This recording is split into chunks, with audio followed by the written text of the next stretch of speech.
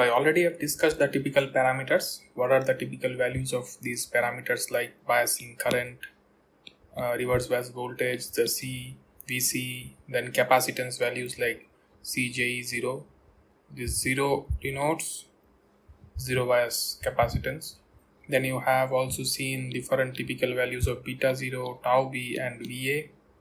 That is the current gain, or you can simply say gain, then the base transit time, then early voltage, and different resistances. So I already have discussed why RES is less than RC value. Okay, so it is basically due to the doping in device fabrication. So this is reflecting over here. Then I also have shown you the load line, how load line came, just converting this into x by a plus y by b is equal to 1. Okay, and then putting those values, so you'll get the values are VCC and VCC by RC. So you will get the load line which will help you to decide which one is the operating point. So this is your biasing point, VCB and ICB. And how biasing current is important, you already have shown a bit, right? GM, then different other values which is related to GM, everything will change if you change the biasing current. Then I also have evaluated a few more parameters like CJE, CMU, CCS, GM, CB from the given values. So these slides I said previously as well. These things are very important. I mean, in previous slides also I have said that these things are very important. Will help you to understand the typical values, as well as you'll get the formulas for calculating this. So few other questions even in competitive exam, even in this exam, will get from this kind of formulas, which is based on this kind of formulas. Okay, so the very next thing what I would like to decide, or that I would like to discuss, is the figure of merit. We will decide what is the figure of merit, and as well as discuss what is the figure of merit. Now figure of merit, in this case I already have shown you one figure of merit parameter related to figure of merit, which is eta. So in that case, that eta value should be very small. This is related to the device or parameters. However, in this case, the figure of merit is related to the frequency. I told that time also that you will find another figure of merit which is related to frequency. So this particular frequency is denoted as Ft or omega t. Now what is the relation between f and omega? Everybody knows it is 2 pi f. Omega equal to 2 pi f. So your omega t is basically 2 pi ft. Okay. Now in this case, ft is the frequency when your circuit's gain become unity or 1. Okay, ft is the frequency at which your common emitter current, ft is the frequency at which your common emitter current gain is 1. That means if you go beyond ft, your gain will be less than 1. If your gain is less than 1, what is the purpose of making an amplifier, right? So we should know what is our frequency limit, and for that purpose we are doing this calculation or discussion. So the idea is to find out ft value or omega t value. Now there are few cases wherein even if your gain is less than 1, we use this kind of circuits, but let's not go into that domain. You will find in future there are circuits maybe that is useful even if your gain is less than 1. But usually if your gain is less than 1, then there is no point in amplification, right? So it should be at least 1. In fact, people use gain with 1 also. A unity gain amplifier you will find people are using. So these has their own purpose of using. For this basic analysis, we at least need a gain which is greater than 1. Or there is no purpose of making an amplifier. But remember, unity gain amplifier or amplifier of that kind are still there in the market. They have different purpose. Okay, so this is your current gain beta j omega, which is a function of omega, and this can be defined as your output current I j omega y divided by input current IO by II. So to find out this FT, what we have done, we have shorted the output of the circuit, and then whatever output current is flowing through this is denoted as IO, and the input current is denoted as II. So first thing that we have done is we have shorted this output.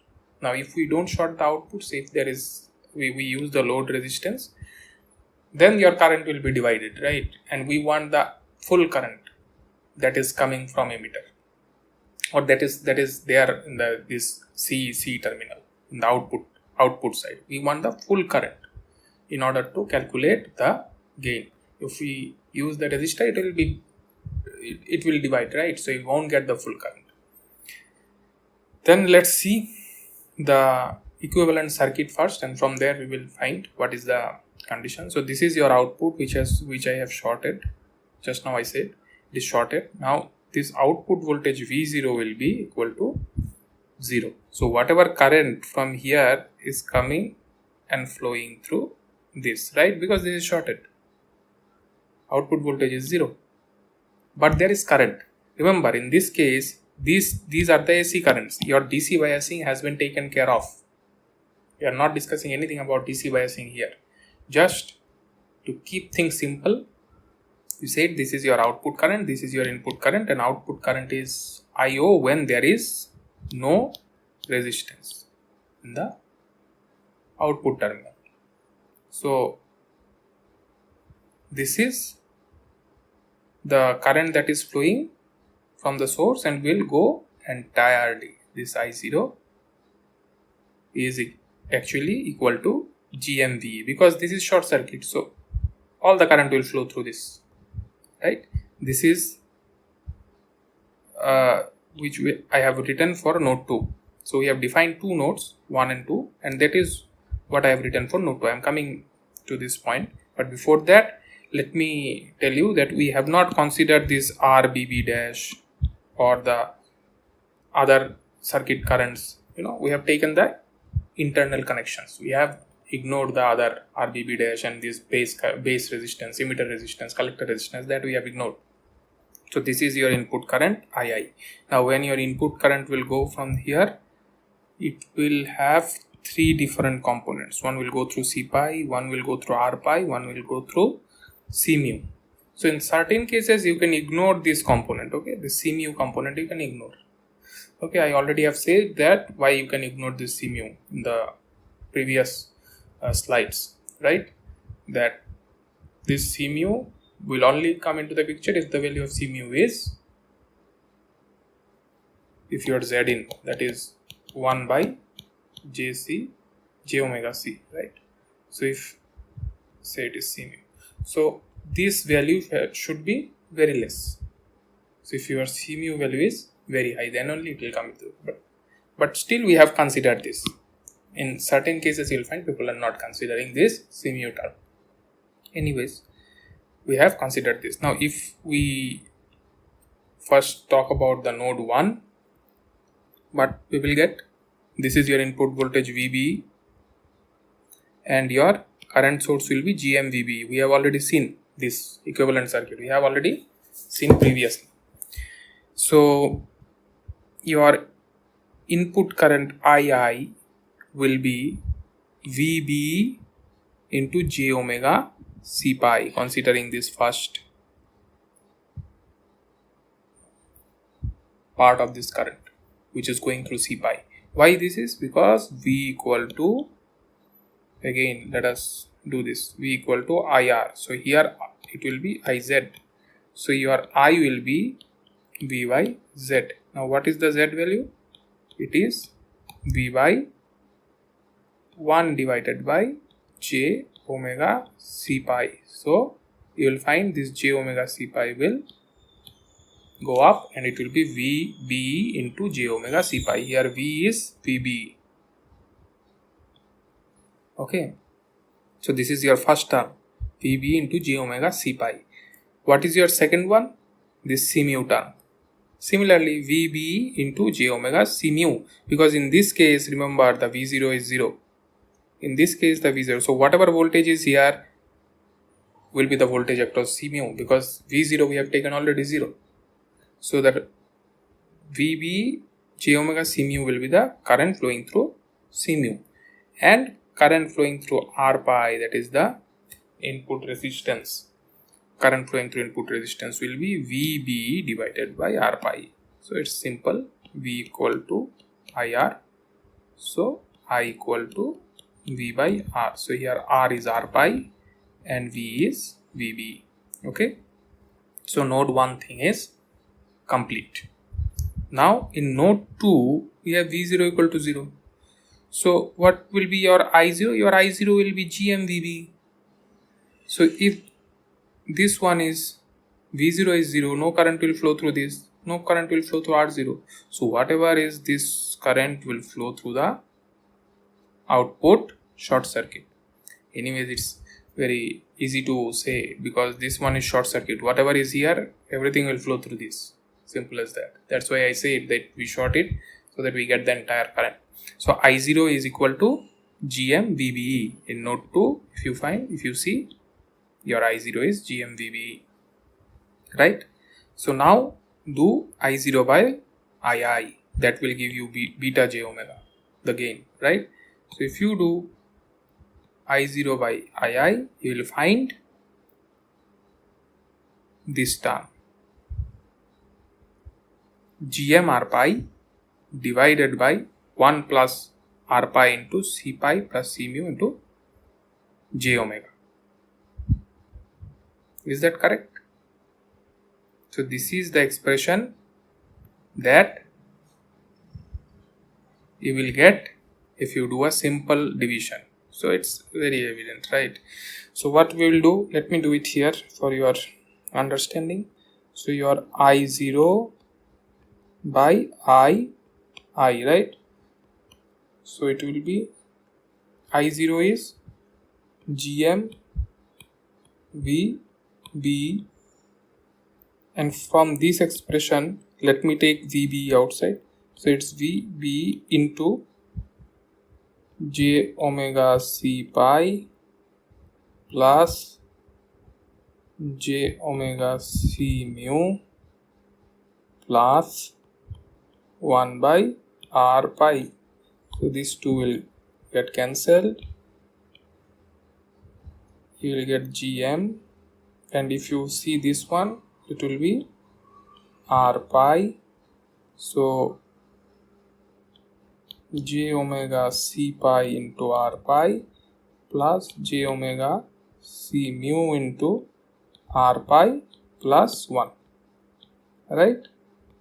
So your R pi will go on top. It will be GM into R pi, and if I take R pi and j omega from this first two term, so it will be j omega R pi c pi plus c mu plus 1, and this is exactly what it is written here, just with some arrangements.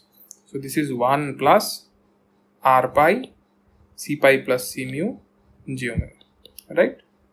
And on top you have GM R pi. Now what is GM R pi? This is equal to beta 0. We have already seen previously GM R pi is equal to beta 0. So let's see whether we have done it AC here. GM R pi is equal to beta 0. Okay.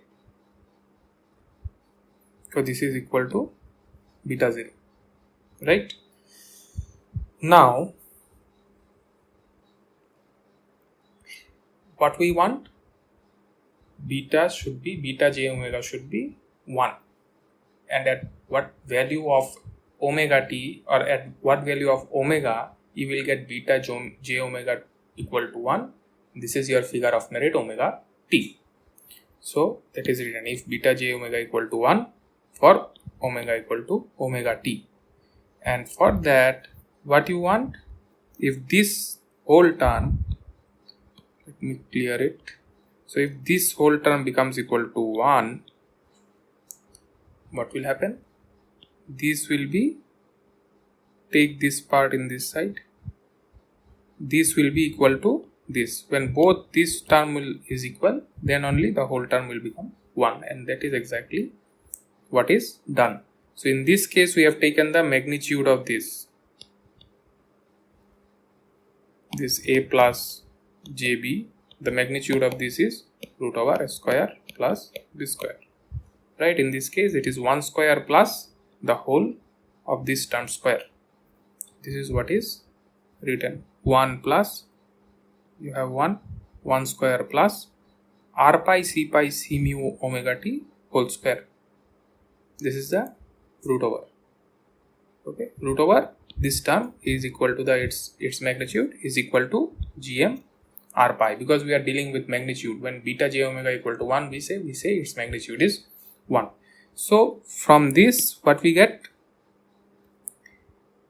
r pi c mu omega t is equal to gm r pi. Why we are seeing that? Because we are saying this because 1 is much less than this term. Okay, so we can neglect this 1. So we said we will do some approximation whenever required. So this is a good approximation, because your value, this value will be higher than, much larger than 1. So you can neglect 1. So your this term will be gm r pi. So from there, omega t is gm by c pi plus c mu. So you have just taken this in the other side.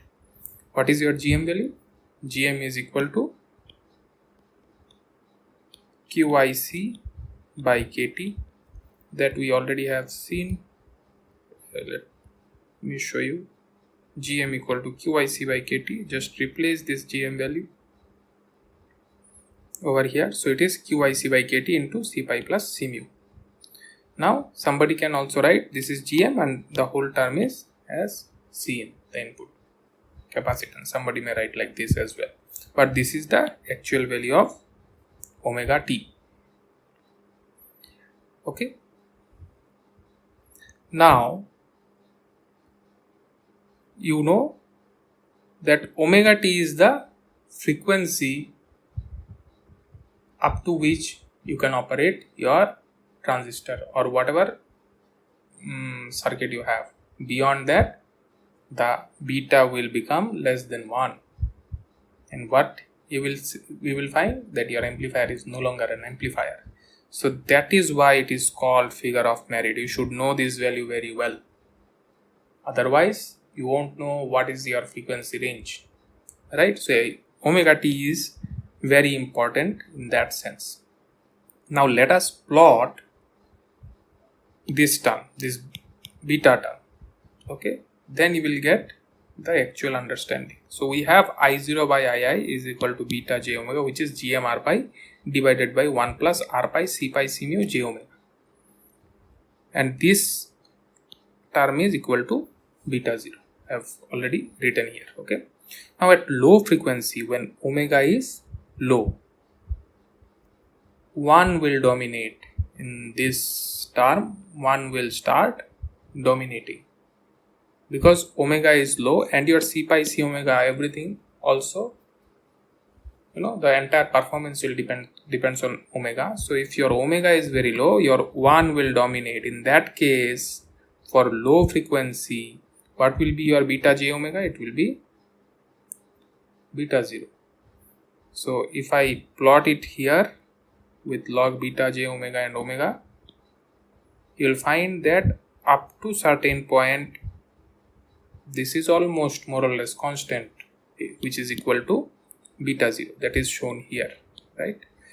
And when it goes to high frequency, I already have said that the other term will start dominating. which will be much greater than 1, and that time your beta 0 will start falling, and it will fall till omega t.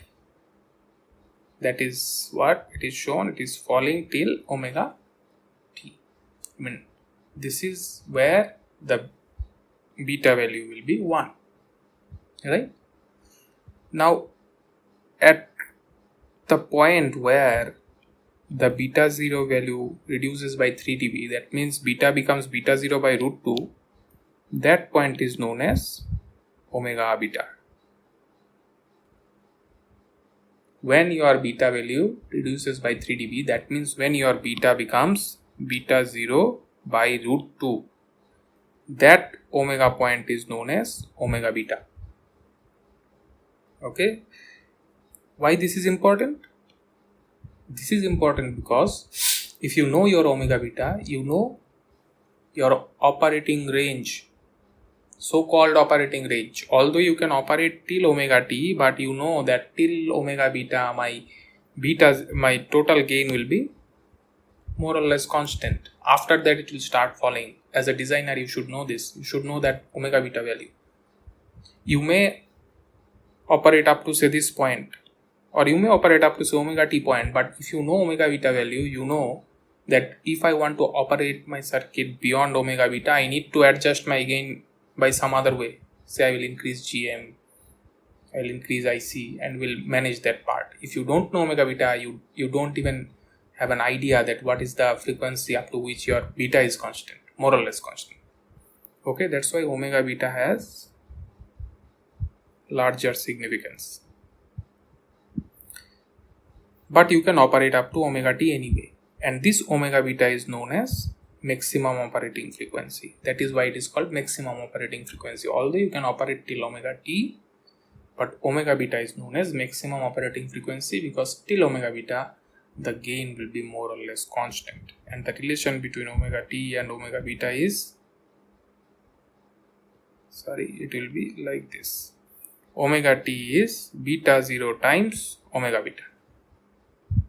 Okay, which is more or less, it will follow this relation. Omega t is roughly equal to beta 0 times omega beta. So if you know your omega beta, say it is 10 gigahertz, say for example, okay, and you know beta 0 value, say this is 100. Now you know what is your omega beta. Your omega beta will be 10 gigahertz divided by 100. Then you will get to know the value of omega beta through up to which your beta 0 is more or less constant. That's why in bipolar circuits you have a constraint in frequency as well as you have a constraint in gain as well. For example, if you want to increase the gain, what you will do? You will increase GM value, right? If you want to increase gain, let me show you. If you want to increase gain from this equation, your beta 0 is GMR pi, right? If you want to increase your gain, you will increase GM value. And what is GM? GM is QIC by KT. And how you can increase GM? If you increase IC.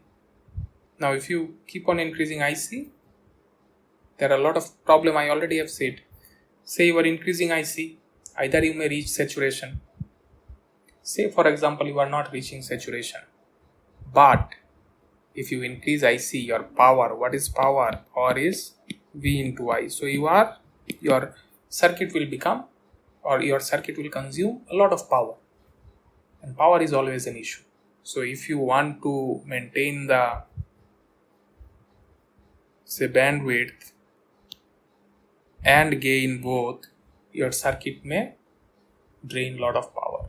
Your circuit may consume a lot of power, which is not desirable. That is why bipolar junction transistor based circuits are little bit problematic. It has limitation towards bandwidth, frequency.